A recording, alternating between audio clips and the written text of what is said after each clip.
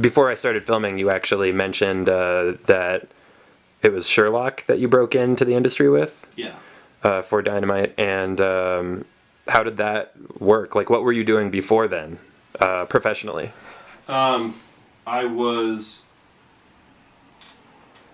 Short story is I was working at an art school here in Albuquerque, teaching illustration and fine art, and I was also the chair of the fine art department.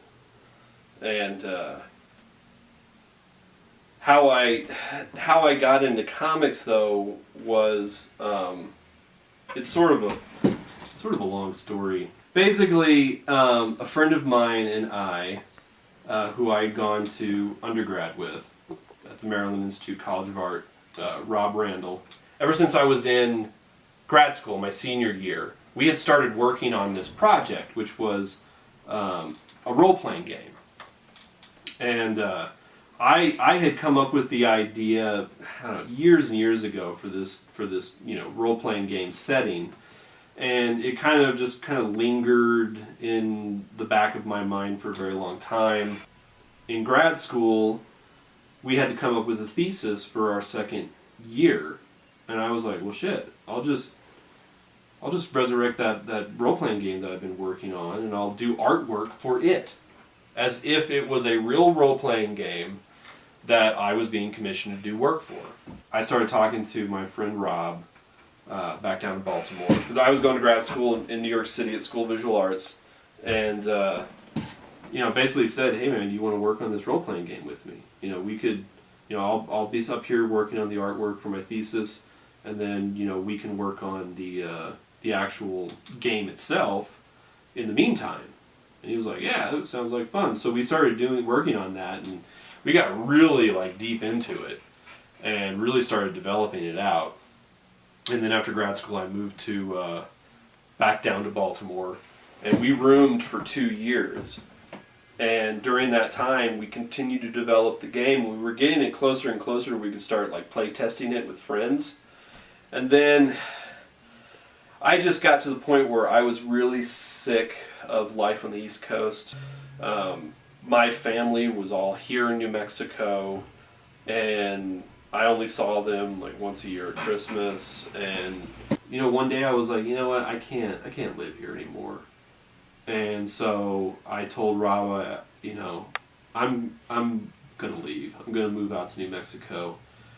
And as far as the game goes, I'm going to hand over primary editorial reins to you, and authorship reins to you, so you can continue working on it. And I will remain in an editorial capacity. And if you manage to make something out of it, you do. And so I left. And then not long after I moved out here, Rob had started playtesting the game. And he had developed this character that the playtest was going to be centered around called the Black Knight. And as he developed it more and more, he was like, this is a really cool character. I really like where the storyline is going. And he just so happened to be working as a brand manager for Diamond Comics distributors. And he had become pretty good friends with Mark Smiley, who was the president and owner at the time of Archaea Studio Press. Now Archaea, and they're an imprint of Boom, and started telling him about the idea of this character that he was thinking about turning into a comic, and Mark was like, that sounds really cool. And it was right up Mark's alley because he was doing Artesia at the time, which was fantasy, medieval fantasy. And he's like, well, let me see some artwork. And so that's when Rob got a hold of me. He was like, Mark is really into this idea, but I need artwork. Would you be interested in doing the artwork for it? And I was like, you know what? I always wanted to be a comic book artist when I was a kid, and I guess this would be a chance for me to fulfill that childhood dream. So sure, let's work on it. Fast forward 2 years, which is what it took me to finish that first issue. Well, it was called The Black Knight, Chronicles of the Reliquim. So.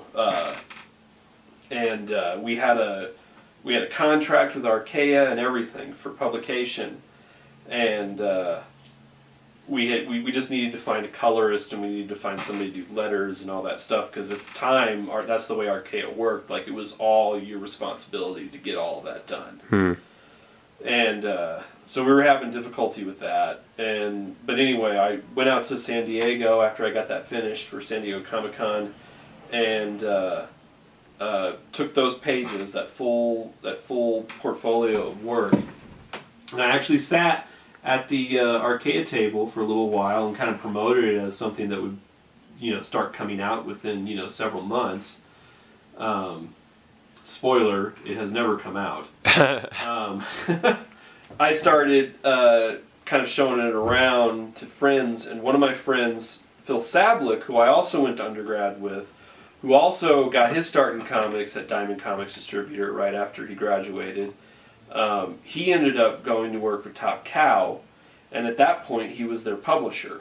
So I mean, he was like right below Mark Silvestri. And I hadn't seen Phil since I moved from Baltimore, and I was like, hey man, I gotta show you this new stuff of mine. And he saw it, he was like, wow, this is awesome. And he's like, I should introduce you to some people. And so later that night at the CBLDF party, he introduced me to Nick Barucci, who's the president of Dynamite, and we kind of talked for a little bit, and he was like, yeah, find me tomorrow on the floor if you can, and, show me your work. Which is crazy. I mean, I don't know how he expected me to find him because Dynamite doesn't have a table, so it's just like luck of the draw if you're going to find Nick walking around the floor amongst 125,000 people, which is what happened. It's like a total shot in the dark. We're walking, and I was like, it's Nick, and I had my portfolio in hand, and we stopped right in the middle of the aisle. He was like, let me see your work, and he opens up my portfolio, flips through it real fast, and he was like, this is good stuff. Contact me after the show, we'll do an exclusive, make a big deal out of it. And so that's what I had. Contacted him after the show, and we kind of talked back and forth about 3 months, and then come February I had Sherlock Holmes. And once he offered me Sherlock Holmes and I got a page rate, I basically was like, I'm out of this school. It was just a horrible place, horrible job, soul-sucking environment. And so I put in my resignation, and I went into comics full-time, and I've been in comics full-time ever since. Wow. And then was that the official death of the Archaea project? There was never an official death. It just sort of... It was like a long, slow, kind of melodramatic, movie death, Because we kept flirting. Every time I would be at a con and I'd run into Mark Smiley or anybody else from Archaea, we would keep flirting with the idea of, getting it back on track and getting our publication schedule down. But every time I thought maybe, well, after I finish up this, then maybe we'll do this. But I kept getting more and more, offers from Dynamite that kept pushing me further and further up in terms of my position in Dynamite as one of their top tier artists, and I kept getting more higher and higher profile projects. So it just never worked out. I was like, I can't be passing these things up to go do a self-published thing or a creator-owned thing, because I have to pay bills, and the whole creator-owned market, it works so different from work for hire stuff. Mm-hmm. So I mean, I was like, I can't afford to not get money for a year, which is basically what you have to commit to. 9 months to a year before you're going to see any payoff when you do something creator owned. And that's regardless of publisher, from Image to Boom to whatever. It's just the way that the whole schedule works. I mean, just think about it. You have, at best, it takes you a month to do a book. No one is going to start publishing anything until you've got probably at least 3 books in the can. So you're looking at, before they'll even think about solicitation, you've got 3 months where you're not getting paid. And that's if you are on schedule, getting that work done, month after month. 3 months not getting paid right off the bat. Then it goes into previews, And that's like, what, 2 to 3 months out before the book comes out? So then you're looking at 6 months before before anybody even knows who the hell you are and starts buying your books. And then you have to wait to get paid out. And usually, creator-owned stuff gets paid out, I think, quarterly or biannually. So then you're talking about another 3 to 6 months, and there you're at a year. And so, which is why I think that the only way that people can really do it is if they're really young and they're still living with mom and dad, or they are already like huge successes and they've got like Kurt Busiek with his Autumn Lands. He can do that. He's Kurt Busiek. He can afford that. He's got royalties out the ass coming in from everywhere. I mean, the money he probably makes off of Astro City alone in residuals could probably sustain him for God knows how long. Not to mention that's still coming out. Yeah. So I mean, like, so for me, I just couldn't afford to do it. It's easier for a writer because a writer can have multiple projects going in a month. Yeah, you can do, writers, like Andy Diggle, like, I mean, I think at one point he was like writing like 5 books or something. You know, it's... There's no way an artist can draw 5 books. I mean, there are some artists out there who have and can do like 2 books a month. How? I mean, I'm pretty sure that they've got like a time turner or something, like, because I don't understand. Yeah, I think the average is about a page a day for most artists, and that's, you know, if you're talking about a 28 to 32 page comic, that's sometimes more pages than there are days in the month. So. Yeah. So, yeah, I think it's going to be a long time before I can afford to do any creator-owned stuff. So you still have the pages for that and the love for it? Yeah, I mean, it's still there. I mean, the potential of doing that in the future is still there. Now, the problem is that was literally the first comic book work I've ever done. So you'd probably have to redo all of the pages. Yeah, and I had already known that. I remember talking to Mark Smiley at one point where we were talking about trying to see if we could get the schedule back on for that. And I told him, I said, my style has changed so much since I did that work. I would need to redraw the first issue. And I could tell, like, he was like, "Oh yeah." that wasn't something that made him happy right off the bat. But I couldn't. Yeah. Now, granted, a lot of people have told me like no one will ever know the difference, and it's probably true because it has happened. Case in point, when I was working on Dark Shadows, that was right after I finished up Green Hornet year 1. And they put me on Dark Shadows. And I think they put me on Dark Shadows because they weren't quite sure where else to put me. So I think that was sort of a placeholder. And I did the first 3 issues of the first 4-issue story arc. And even though, like, what I have learned about myself is that I hate drawing celebrity likenesses. It is... I mean, I can do it, but I hate it because it requires so much more diligence in the faces, and then you end up with these really stale, lifeless faces. For me, anyway, in my style, because my style is realistic. I guess if I had a cartoon style, it would be different. But for the way that I work, the style that I work in, I just hated it. The celebrity lookalike, the likeness stuff.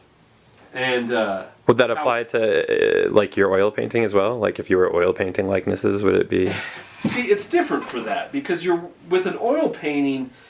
It's a static one panel, and that's the end of it. Whereas with comics, I mean, you've got to draw that person from every conceivable angle. So what you have to worry about is the consistency between likenesses. Whereas if you're just doing a single oil painting of someone, that's completely different. And I've done that. Like, I've done series of drawings of, like the cast of Breaking Bad and like Star Trek people, but like I'm just working on a portrait. So that's easy, and I like doing that.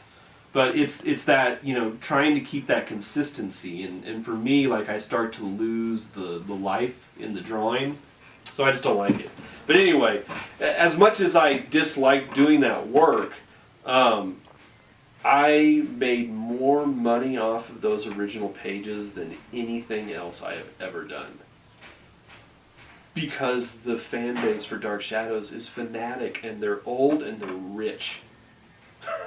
So, like, there was one guy that, like, probably bought, like, 75% of those pages. So, like, I was like, man, this is like doing a deal with the devil. Like, if I kept doing this, I'd be, like, set, but I would hate life.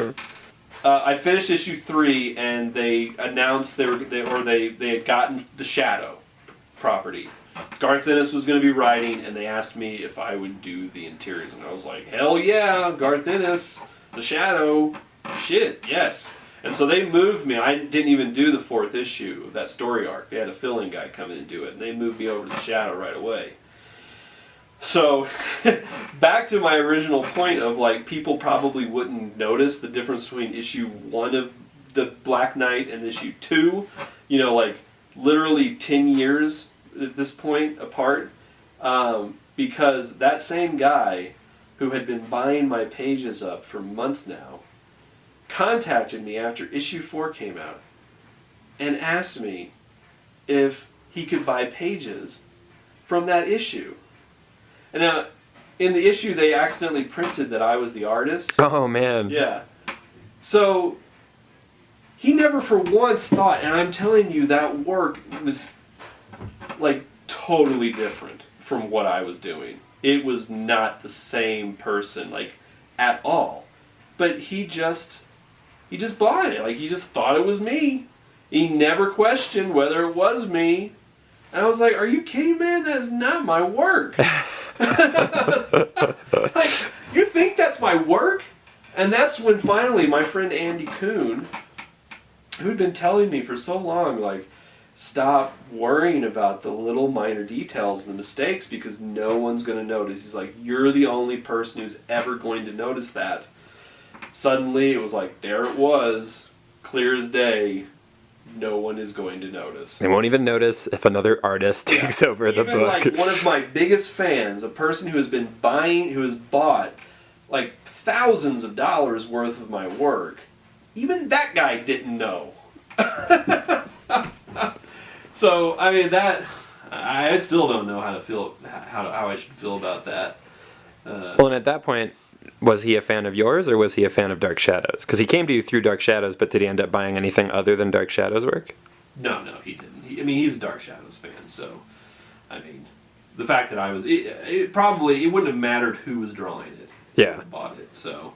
Your name was listed, you're the guy to contact. Yeah, so I'm sure that all the guys who've been drawing Dark Shadows for Dynamite ever since know that guy really well. Yeah. And I'm sure they're all making pretty damn good money. Well, it depends on what they sell their pages for, because a lot of people underestimate their worth whenever they're selling their original artwork. I'm of the mindset that, like, I'm not going to let go of an original page for nothing, because why? I'm not that desperate. Mm-hmm. I guess some people might be more desperate for the cash, but... Do you apply a rubric to it, like a hourly rate that you give yourself, or...? No, what I usually do is I double my page rate. Or I go between maybe 50% more and twice my page rate. But that depends. It depends on what's on the page. It depends on the fame of the characters. Like, for instance, like my original Uncanny pages... are not, I don't price those nearly as high as my Shadow and my Green Hornet pages. Because the Shadow and the Green Hornet, they have a cult following of, again, old guys who have money. So, there is no following for Uncanny, except what has been created since Uncanny started. Right. A year ago, or a year and a half ago. Alright, I think we covered pretty much everything. Sweet. Thanks for having me over, Aaron. Thanks for coming. Yeah, a pleasure. Maybe next time you got a big announcement, anytime you want to come on the show or whatever. Absolutely. Yeah. All right. Or I can just come on and cuss. Yeah, I mean, we would love that if you want to actually show up in an episode. I think since I'm on this side of the comic books, I would you don't. There's one thing that you don't do as an artist in comics, and that's dog other creators. On the record. Yeah, on the record. Yeah. So you never knew who those people could be, because just like who would have thought in 1993 that Joe Quesada would be running Marvel Comics? Certainly not. Yeah. But he's done a fine job. Yeah. He's done a great job. So.